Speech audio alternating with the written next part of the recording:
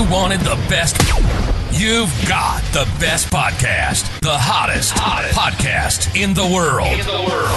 The Chris Voss Show, the preeminent podcast with guests so smart you may experience serious brain bleed. The CEOs, authors, thought leaders, visionaries, and motivators. Get ready. Strap yourself in. Keep your hands, arms, and legs inside the vehicle at all times, because you're about to go on a monster education roller coaster with your brain. Now, here's your host, Chris Voss. Hey folks, Voss here from the ChrisVossShow.com. Ladies and gentlemen, the only things that makes official. Welcome to the Big Show. As always, we're the show that provides you with the most amazing authors, minds, and people on the journeys of life that share with you their stories and ways to improve the quality of your life. I'm just an idiot host, so if it wasn't for our guest, this show wouldn't be as smart as it is with our brilliant guests. Be sure to support the show. We're the oldest living podcast now that still publishes 1 to 2 shows a day. No one else is doing that in our age range. So go to goodreads.com/Chris Voss, LinkedIn.com/Chris Voss, YouTube.com/Chris Voss, and Chris Voss 1, the TikTokity. Opinions expressed by guests on the podcast are solely their own and do not necessarily reflect the opinions of the host or the Chris Voss Show. Some guests of the show may be advertising on the podcast, but it is not an endorsement or review of any kind. Today's featured author is brought to you by Majestic Authors Media, specializing in strategic marketing and publishing to help authors reach their ideal audience and maximize their book success, turning powerful messages into global impact, one story at a time. Today, an amazing young man on the show. We're going to be talking about his book called We Believe, Membership in the Church of Jesus Christ of Latter-day Saints, A Christian Conversation by Philip M. Grail. We're going to get into him, talk about his interests and some of the insights that he put into his book. He is a retired orthopedic surgeon living in Texas with his wife of 38 years and their son. Raised in a non-religious household, he began studying the Bible at age 38 after feeling unfulfilled despite achieving many of his life's goals. His search led him to discover Jesus Christ as the Savior and Redeemer, and eventually explore his family's religious roots in the Church of Jesus Christ of Latter-day Saints. Through studying the Book of Mormon and his faith, he found a deeper understanding of life, renewed hope, and lasting happiness. Welcome to the show, Philip. How are you, sir? I'm great. Thanks for the invitation to be on your podcast. Well, thank you for coming. We're honored to have you. Give us .coms, websites, where we want people to find out more about you. I have a book website, Philip.com. You can also find the book on Amazon and Barnes & Noble, those type of platforms. That's about it right now. So give us a 30,000 overview. What's inside your book?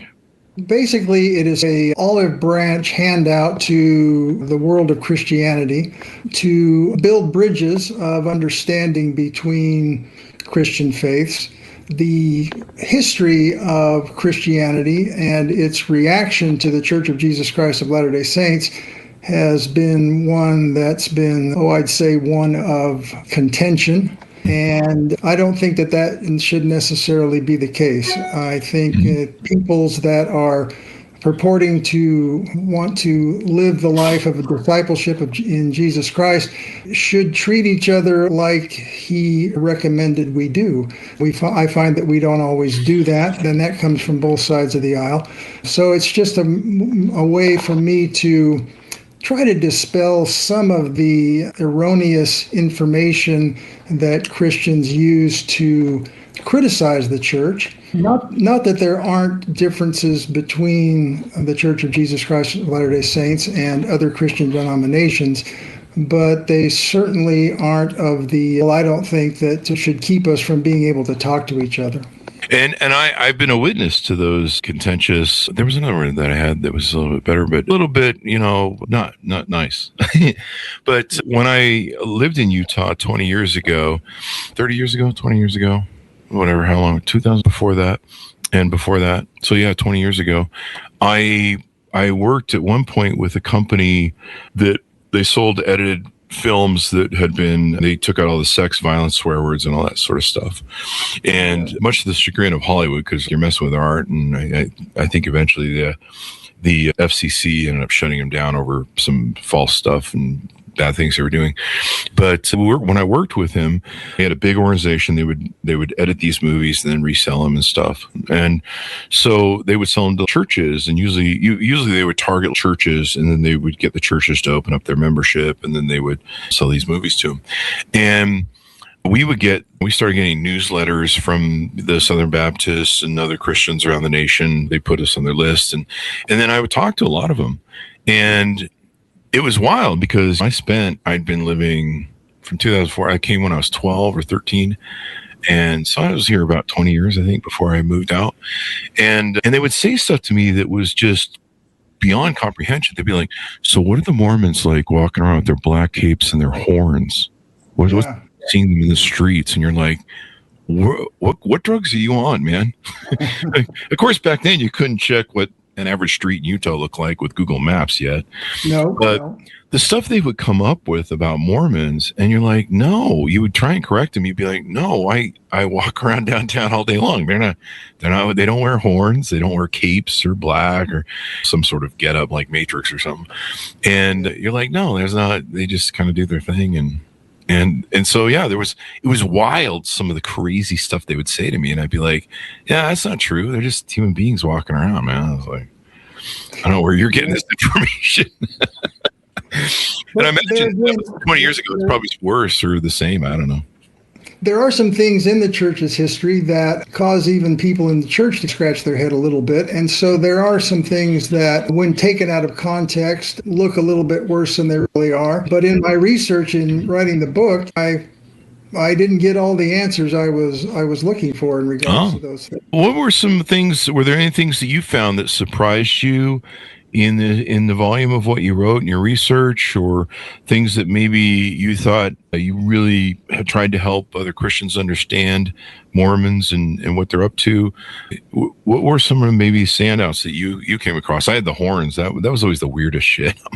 I'm like well, the main thing I think that is important to point out to all Christians, and I think there's other denominations who suffer perhaps not as bad as the Church of Jesus Christ of Latter-day Saints, but still are seen as on the fringe of Christianity. But if you look at the basic doctrine that we believe that Jesus Christ is the only begotten Son of God, that he came to this earth and taught us his gospel and atoned for our sins and was crucified and resurrected, and he is our Savior and Redeemer, those things I think we can all Christians can agree on, and we're no different in that regard than any other Christian denomination. Yeah. You spend a lot of time researching this. Why do you think it is they come up with really weird stuff like that? It's one thing if you want to say, we don't like Mormons, they do something, one Mormon guy did something bad, right? But to just label people with like, they're walking around with horns all day in public downtown, you're like, what the... Like, just coming up with that, I would initially say, okay, that sounds a little too far-fetched. We would see pictures by now. We had photographs 20 years ago. Yeah. I think a lot of people hear things from the pulpits of their own churches that are not well thought out, or they're just parroting things that have been said for the last 200 years about the church. That was the other thing I hoped to get people who might be interested in just something about the church. Are all these things that I've heard, are they really true? Yeah. There are three big historical things in the church that people do question quite a lot. One is the fact that during a time in the church, plural marriage was practiced, or polygamy. And so in looking into that, I found that an interesting thing, because even in the Book of Mormon, it says that the men shall have only one wife. But it does say at the same time, if the Lord decides to build up a people unto himself, then he will at times allow for plural marriage, which he did with Abraham, Isaac, and Jacob. And I was going to say it's in the Bible, right? Yeah. You'd think with Christianity it would be like it's in the Bible. The other thing is that it was if you read the Revelation that brought it to the forefront, the prophet of the church had to approve such marriages. The people involved had to give consent, that is, both the husband and the wife or wives. And then depending on who you or how you try to categorize statistically how many people participated in plural marriage, if you say what percentage of the men in the church participated, it was only 2 to 5%.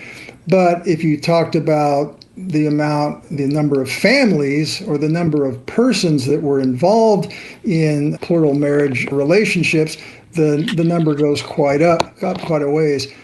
That's something that you really have to look at. It gives you an uneasy feeling when you consider that there's times when God will allow that, because most of us, it doesn't come natural to want to do that. Then the other thing was blacks in the priesthood. There was a time in the church when African Americans were not allowed to hold the priesthood or receive temple ordinances. Now, that wasn't from the beginning. The church was organized in 1830, and blacks were allowed to participate in the priesthood and in temple ordinances until 1852, and that's when Brigham Young was the prophet of the church. In researching this, I could never find an exact reason why this was implemented. There are some people who speculate it was because of political reasons. Did Brigham Young change the rules? Well, yeah, he changed the rules, but then he said this is only going to be for a time, and then these privileges will be restored. And it was only black people of African descent, Polynesian, people from India, they weren't included in this. So none of it really makes all that much sense to me. And I could find, of course, no scriptural backing for it, because the scriptures say that God is no respecter of persons, male, female, bond or free, black or white, Jew or Gentile. It really sits as kind of an enigma to me, even still. Now, did you ever get a hold of the original copies or the earlier copies of the Book of Mormon? Because most of the Book of Mormon has been scrubbed, and it was scrubbed to the racist stuff too. Yeah, there's still in the Book of Mormon, there talks about when there was two groups of people that came to the Western Hemisphere, or one group of people that split into two that came to the Western Hemisphere, and the wicked ones, we'll call them, at least they were the wicked ones to start with, they received a mark, it said a mark of blackness. Now, there's still debate as to whether that was black skin or a black mark that they put on their skin. I have no idea. That's that part of it. I don't really have an answer what that mark of blackness exactly was. My understanding from being in the church was they used it for racism. One of the challenges of Brigham Young is he was an incredible racist. He said some horrific things about them. You found those quotes, didn't you, from him? I didn't find the quotes, but I do know in looking over the years at the supposed reasons why this was implemented in a lot of the church leaders, it sounds racist. Yeah, I believe the instruction came from Brigham Young. Brigham Young was so toxic, they can't ever publish his journals. They just can't, and they won't. There's a lot of journals they won't publish either. But between that, the black folks back then, and the Indians, of course, the Meadows Massacre and stuff like that, was Brigham Young called the ball on that and sent them after him. So, it was a big thing back then. I was in the church when Spencer W. Kimball made this epiphany announcement as they were opening African missions that blacks could have the priesthood now. Yeah, because they weren't selling well in Africa. When you tell people you got to join our church, but no one can be a leader here, it's a little hard. Yeah, there's all kinds of takes on that. And unfortunately, it coincided, it was even after the big civil rights issue here in this country. And it almost appeared to some people that it was just a capitulation to what was going on in the world, and that the church was backed into a corner. I don't necessarily feel that way 100%, but I really don't have any defensible position to put forth as to why it was implemented. Yeah. If you look it up, the timing of the opening of those missions in sending missionaries to South America and South America and Africa, it was because it wasn't selling, because people were like, you want me to join your church, but I can't hold the priesthood, I can't do anything. And I'm told that I'm a second-class citizen because of Cain or something. I believe all that originated from one of the guys in maybe it was Lehi. No, Lehi was the dad, Nephi was the kid. Wasn't there an evil brother? Anyway, I think they knock it back to Cain and Adam, if I recall correctly. And there's all kinds of stories. Descendants of Ham, who was Noah's sons, and then there's Cain. None of those are really none of those really hold water. And I think it was people trying to justify their own prejudiced outlook. So Brigham Young said he is quoted as saying some really heinous stuff I wouldn't even repeat about Black people. And I don't think he talked to them in a humane way.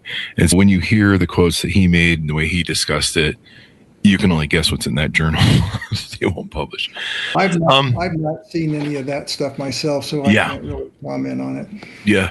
What are some other aspects of the book? You're trying to open a dialogue. You want to have a healthy discussion with people, and you want people to understand the point of view. And I think you're right. There's a lot of these preachers that are out there. I used to have an uncle who was a Southern Baptist preacher, and some of the stuff that I would hear from him, I'd just be like, okay, dude, I've read the Bible. I'm not sure Jesus was that big of an asshole. I told anybody he'd be that big of a jerk.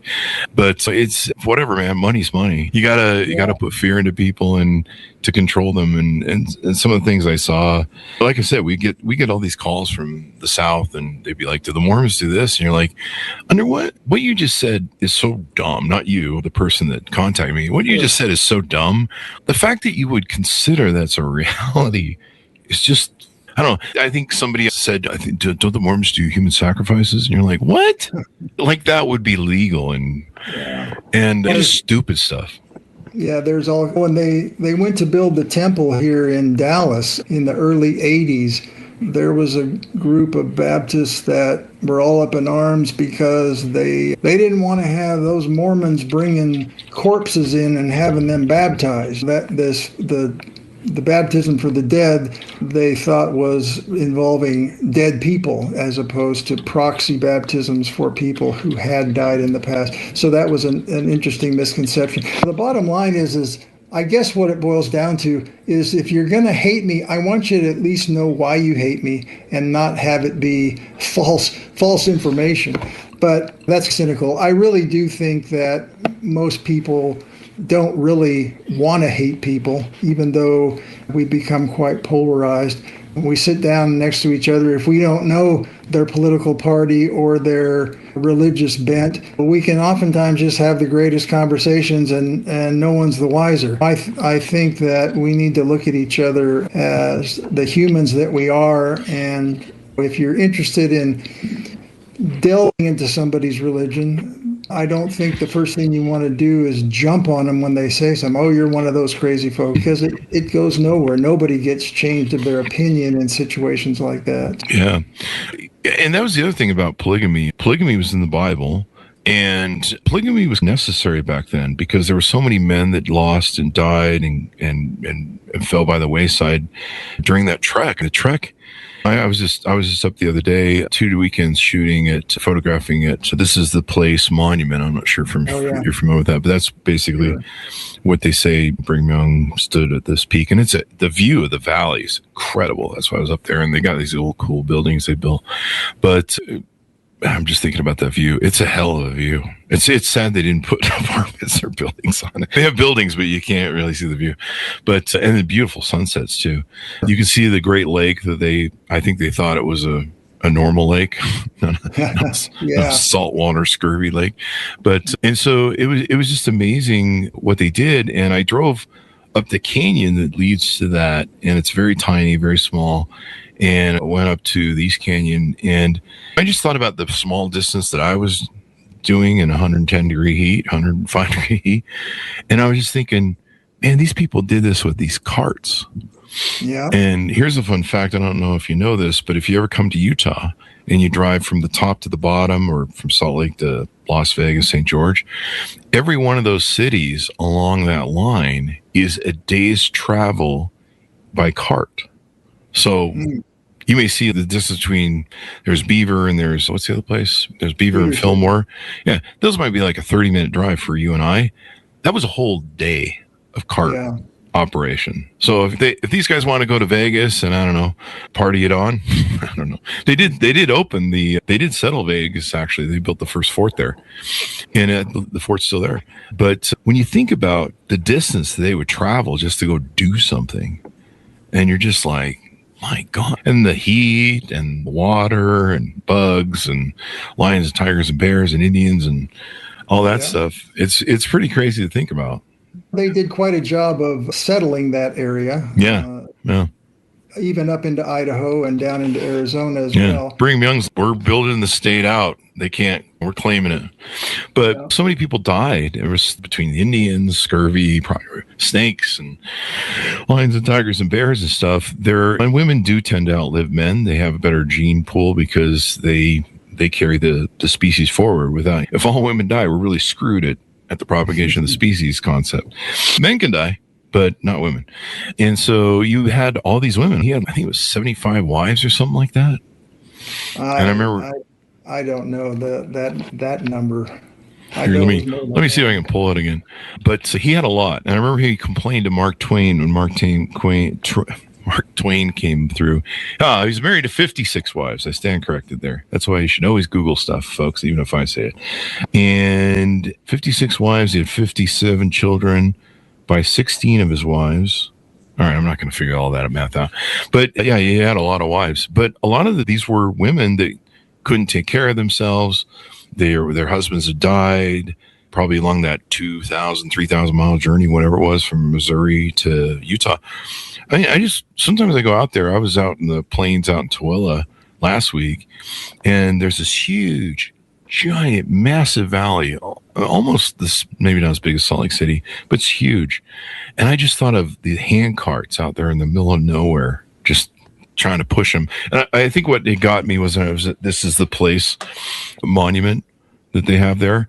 They have pictures. They have real built hand carts of what these people travel with. And some of them didn't carry much more than a couple, like 3 kids could sleep on it or something. And then you had to have luggage on that part probably. And I just looked at that and I went, some guy walked this from Missouri to Utah. Yeah. And sometimes when the husband died, the wife did it. Yeah.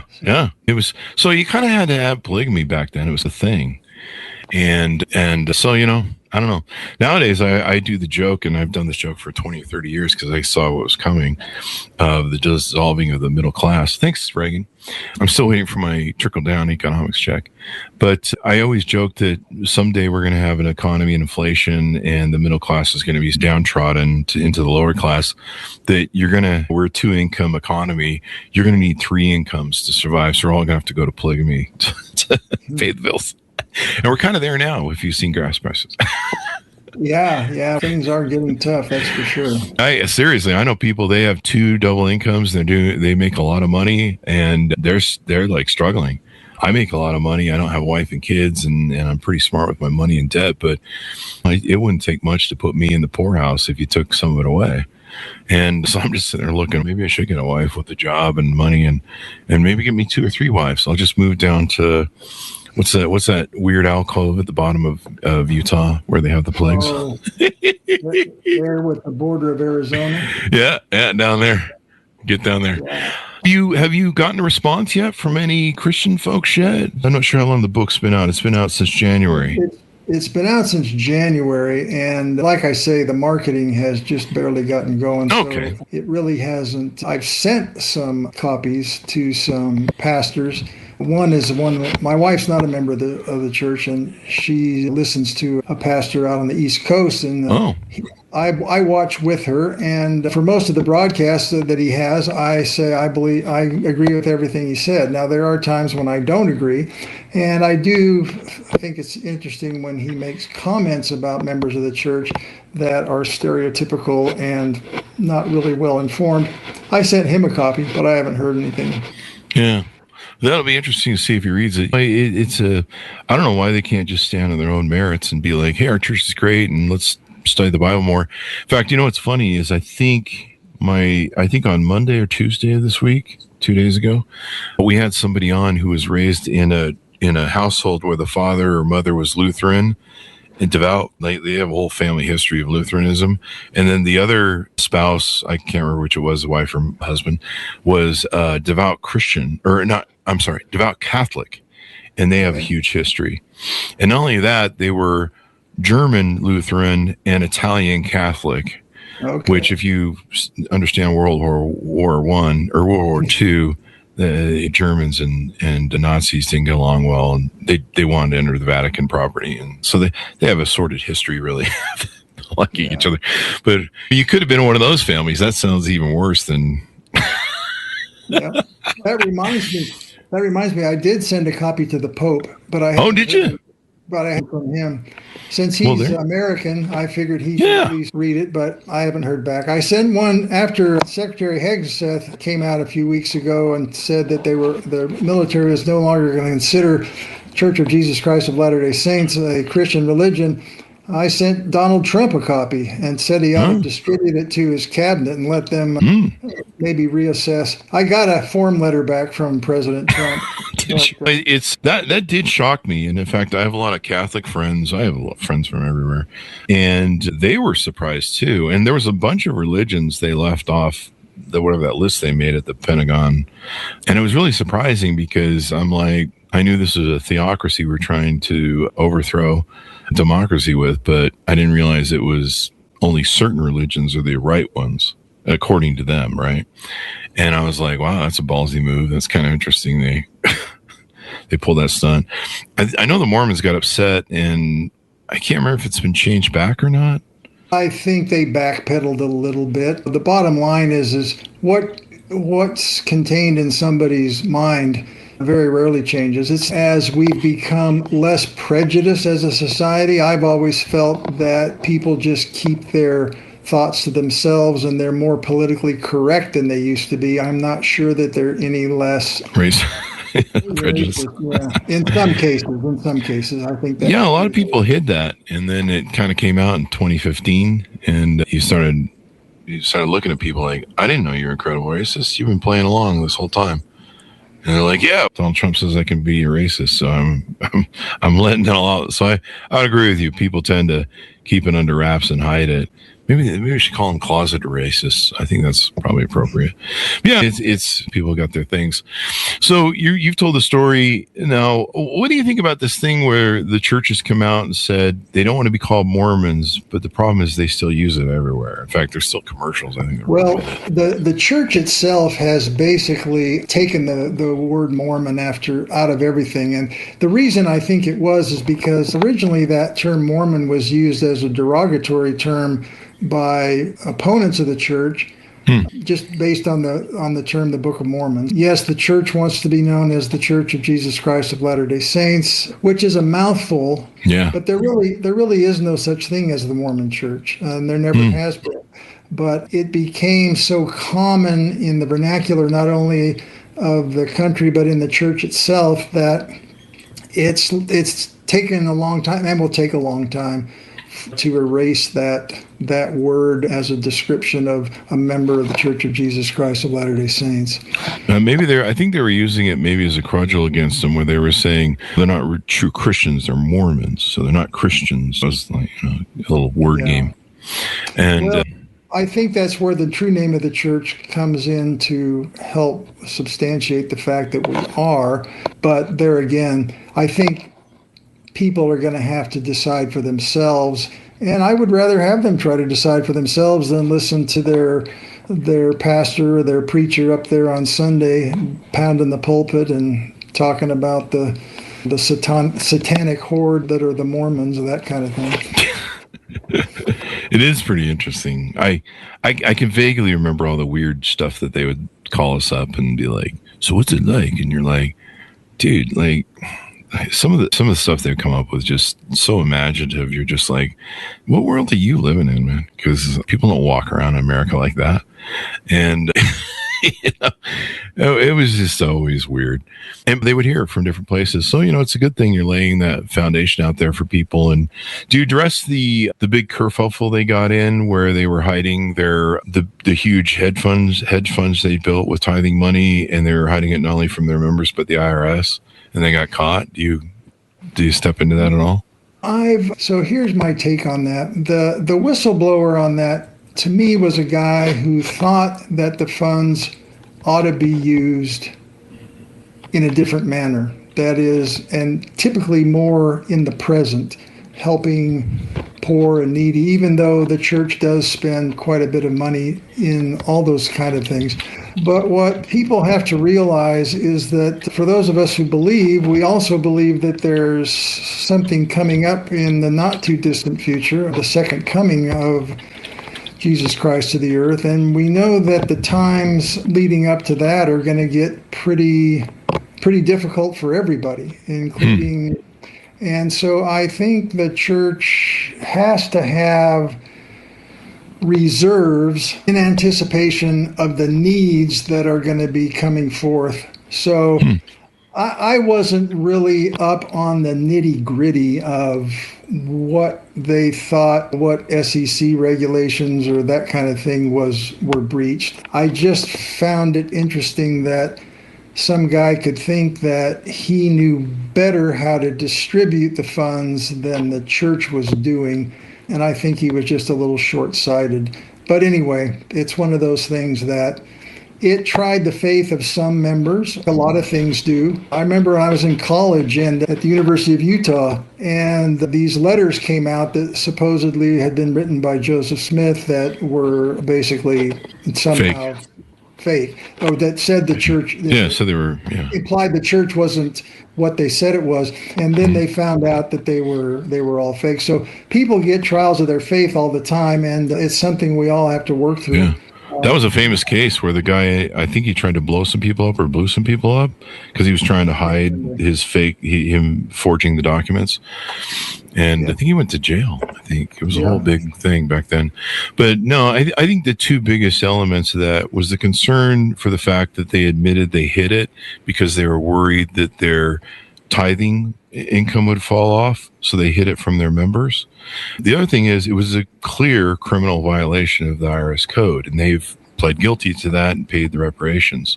So it was a big deal. And for the people I know that are paying into that church, believing that money goes to something good, and I don't know where they're at. They're probably the 5th largest landholder in the United States, or 6th largest landholder. You're talking, the trillions in funds. I mean, they could really quit accepting tithing right now, and they could live off the income of everything they've built and invested in. But then the members wouldn't have the blessings that are attendant with paying tithing. So that's the other side of that coin. That's what I always tell people who pay me monthly. You wouldn't have the blessing of paying me monthly. Jokes. And so as we go out, give people a final pitch out to pick up your book and get to know you better.coms, et cetera, et cetera. All right. I'd be happy for people who even don't know about the church, but think that they've heard some weird things and maybe would like to find out about it from a source that I'm going to say is unbiased. I'm not somebody that works for the church, is paid by the church. And I came across my involvement in a very special way that happened to me. You found the church late in life, too. You weren't born into it. Sorry to interrupt you, but I think that's a salient point. It's an interesting story, too, because my parents were married in the Salt Lake Temple, but I never saw them enter a church when I was on the earth. So really? They were basically, here's the deal. They were born in the late 20s, and back in those days, everything social, your athletics, your dances, everything was church. So you got carried along in the church, even if you didn't have a testimony of the gospel, because that's just, if you wanted to go to a dance, it was at the church on Saturday night. If you wanted to play softball, it was at the church field. And so I think a lot of people in that era just got carried along, but really didn't invest in it to gain a testimony or so forth. So, yeah, my folks fell away, and that's just one of those things. And so I knew a little bit about the church, but I didn't know much. But the one thing is, I had a lot of cousins who were active in the church, and I'm thinking, these guys seem like pretty good guys to me. I'm not sure why people are so down on members of the Church of Jesus Christ of Latter-day Saints. So anyway, when I finally read the Bible, I said, okay, I probably owe it to my precursors to at least read the Book of Mormon and see what I think. So I did, and I was convinced. So if you can, try and find the early copies before the PR agents got to them. If I recall rightly, the N-word's in there quite a bit. Negro, and that got scrubbed. It's been scrubbed. Over 4,000 things have been edited in it. So one of the best things I ever did was I got a hold of and it turns out my mom had them. She had old 1800s, early 1900s, old 1800s church history books. And back then they didn't PR it. They just went, yeah, that's the way we did it. So what? And it'll really open your eyes to a lot of things. Check those out. I'd recommend everybody check those books out as well. Technically the Word of God is not supposed to be edited. In fact, I believe Joseph Smith states that, but it's been heavily redacted and edited. But yeah, it's important to question faith. It's important to learn about one's faith. It's important to educate. It's important to discuss and debate. There's so much of it now. The church's biggest issue has been people have had access to the internet, and they can study and they can do data and they can pull different things. And people can either find that it supports their religion, but I would say it's probably one of the most misunderstood religions. I have family that's in the Mormon Church. And some of the things that people have come up to me about Mormons, I'm just like, dude, what the hell, man? Like, what you came up with is so dumb. I don't. Yeah. People walking around in black capes and horns. Like, how would that be great during the summer? Anyway, that's crazy, man. And they don't, folks. I was downtown last week. So they haven't even started yet or something. I don't know what the joke is there. Well, thank you very much for coming to the show. We really appreciate it, Philip. My pleasure, and I really appreciate the invitation. Thanks, Ron, for tuning in. Order up his book, We Believe, Membership in the Church of Jesus Christ of Latter-day Saints, A Christian Conversation. Thanks so much for tuning in. Go to goodreads.com/Chris Voss, linkedin.com/Chris Voss, youtube.com/Chris Voss, and all those crazy places on the internet. Thanks for tuning in. Be good to each other. Stay safe. We'll see you next time. You've been listening to the most amazing, intelligent podcast ever made to improve your brain and your life. Warning, consuming too much of the Chris Voss Show podcast can lead to people thinking you're smarter, younger, and irresistible sexy. Consume in regularly moderated amounts. Consult a doctor for any resulting brain bleed.